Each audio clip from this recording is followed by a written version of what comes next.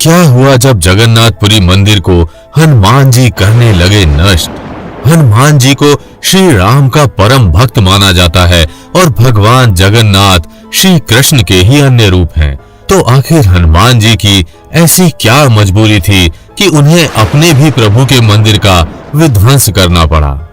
जब भक्तों ने हनुमान जी को मंदिर का नुकसान करते देखा तो उन्होंने भगवान जगन्नाथ से गुहार लगाई और अपने मंदिर को बचाने के लिए स्वयं भगवान को प्रकट होना पड़ा। ये पहली बार था जब स्वयं भगवान जगन्नाथ और उनके परम भक्त हनुमान जी आमने सामने एक दूसरे के विरुद्ध खड़े हो गए। इसके बाद जो हुआ उसे सुन आपके रोंगटे खड़े हो जाएंगे। कहते हैं इसके बाद भगवान जगन्नाथ ने हनुमान जी को वो सजा दी जिसे वो आज भी जगन्नाथपुरी में भुगत रहे हैं। तो आखिर क्या थी वो सजा और क्या है पूरी कहानी, जानने के लिए वीडियो को अंत तक देखिएगा। लेकिन वीडियो में आगे बढ़ने से पहले जय श्री जगन्नाथ कमेंट करना बिल्कुल भी मत भूलिएगा। भगवान जगन्नाथ की कृपा आपके घर परिवार पर बनी रहेगी। उड़ीसा के पुरी में स्थित भगवान जगन्नाथ जी के इस पवित्र मंदिर का निर्माण 10वीं शताब्दी में किया गया था। इस अति प्राचीन मंदिर में भगवान श्री कृष्ण को श्री जगन्नाथ जी के रूप में पूजा जाता है। इस पवित्र मंदिर में भगवान जगन्नाथ के साथ साथ बड़े भाई बलराम और बहन सुभद्रा की भी प्रतिमा स्थापित है। इस पावन और प्राचीन मंदिर को हिंदू धर्म के मुख्य 4 धामों में से एक माना जाता है। यहाँ स्वयं भगवान विष्णु विराजते हैं, इसलिए इसे धरती का बैकुंठ भी कहा जाता है। जगन्नाथपुरी का यह मंदिर संपूर्ण विश्व में अपनी भव्यता और अलौकिकता के लिए भी जाना जाता है। हिंदू पंचांग के अनुसार यहाँ हर आषाढ़ के महीने यानी जून और जुलाई में विशाल रथ यात्रा का भव्य आयोजन होता है। विभिन्न रूपों से चमत्कारी ये मंदिर अनेकों रहस्यों को अपने अंदर समेटे हुए है। जैसे मंदिर के शिखर का ध्वज हमेशा विपरीत दिशा में उड़ता है और समुद्र के पास होने के बावजूद इस मंदिर को समुद्र के पानी से कोई खतरा नहीं होता। लेकिन ये मंदिर हमेशा से समुद्र से सुरक्षित नहीं था। एक समय ऐसा भी था जब समुद्र के पानी ने मंदिर में उथल-पुथल मचा दी थी। समुद्र ने न सिर्फ इस मंदिर को बल्कि पूरे पुरी धाम को अपनी चपेट में ले लिया था और फिर वो हुआ जिसकी कोई कल्पना भी नहीं कर सकता। भगवान जब पृथ्वी पर अवतरित होते हैं तब मनुष्य से लेकर हर प्राणी के मन में भगवान के दर्शन की कामना होती है। कई बार तो स्वयं देवता भी प्रभु के दर्शन को बेचैन हो जाते हैं। जब पुरी में भगवान जगन्नाथ की प्राण प्रतिष्ठा हुई तब समुद्र के मन में भी प्रभु के दर्शन की कामना बढ़ी और भगवान के दर्शन हेतु समुद्र ने तबाही मचानी शुरू कर दी। जब भी समुद्र का मन करता वो प्रभु के दर्शन हेतु मंदिर में प्रवेश कर जाता और इससे लोगों को भारी परेशानी का सामना करना पड़ता।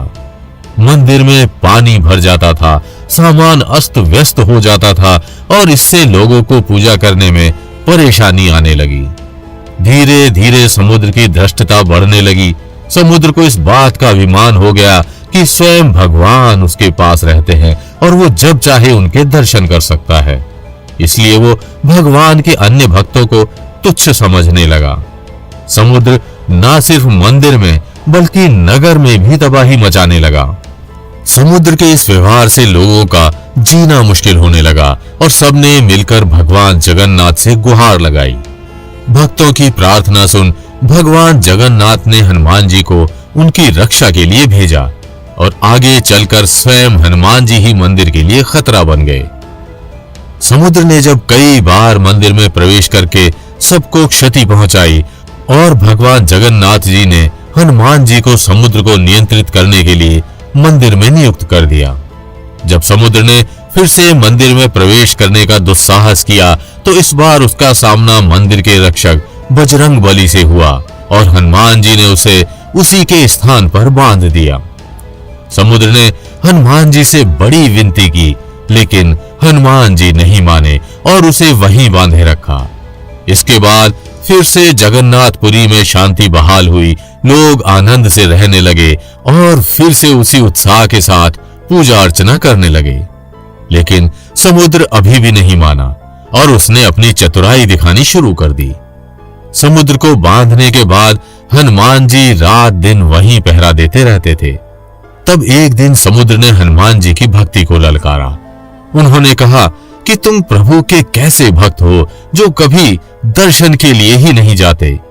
तुम्हारा मन नहीं करता प्रभु जगन्नाथ के अनुपम सौंदर्य को निहारने का। तब हनुमान जी ने भी सोचा कि बहुत दिन हो गए, क्यों ना आज प्रभु के दर्शन कर ही लें।